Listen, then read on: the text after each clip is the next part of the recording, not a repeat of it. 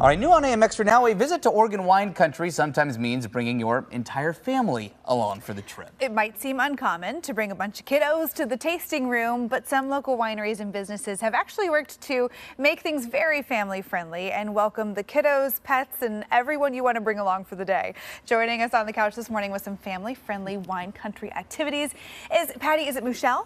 Patty Meuchel. Meuchel. Yes. I was way off. Patty Meuchel, Director of Sales and Retail at Knudsen Vineyards in Dundee Hills. Thank you so much for being here. Of course. Thank you for having us. I love this idea because, you know, for a lot of families to take the whole day to go out to wine country would mean getting a babysitter, planning this out in advance. How convenient to be able to bring the kiddos along and have some stuff for them to do as well. Yes, and it seems like it's getting more and more common for people to go out with their kids. It just seems like it's harder and harder to get babysitters, and people are traveling and doing other things too, so it's a good way to fit it into the day and come out and do fun things like what we have. Yeah, so what have you done to make this kid-friendly? How did you go about this? Yeah, so we created an activity mat, and kids get this at their place setting. So while mom and dad are doing the wine tasting, they're able to get kind of their own tasting. So we call it the Kids Juice Challenge. And we have apple, grape, and orange, an activity mat. They get their little gift bag, which has these snacks inside, and then they get a little set of crayons and stickers.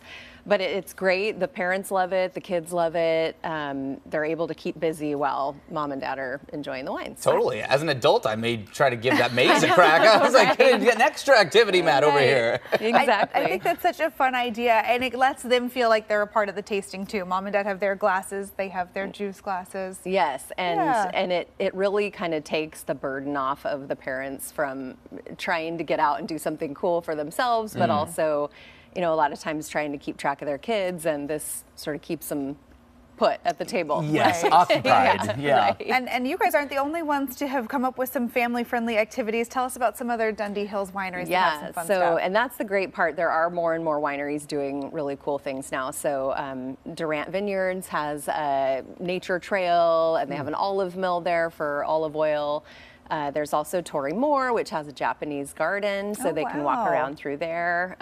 For food, Red Hills Market is one of my favorites. I love Red Hills Market. Yeah, it's such a great stop for lunch or dinner. It is, and they have cornhole and outdoor games, and kids can run around and kind of be free and crazy. But yeah, there's so much going on now. It's great. Yeah, yeah. Did you see this need as somebody? Did you constantly talk to parents at your place at Knudsen and just see like, hey, this is a constant battle for these parents? Yeah, we really did. We kind of noticed that during the pandemic there were less and less parents coming out because they were having a hard time getting babysitters, and so we just thought, well, how do we get them to not worry about that anymore and just bring the kids out? So we developed this, and it's been a huge hit. We opened in 2020.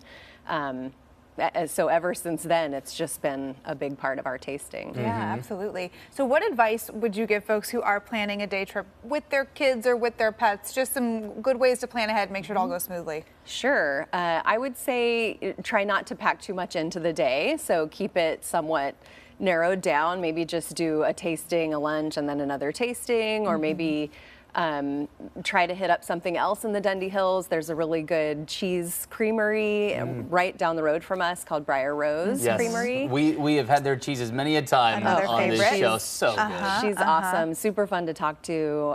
Sarah Marcus has actually paired up with us in the past also for some of our cheese plates. Nice. But that's a fun thing for kids to do too. Yeah.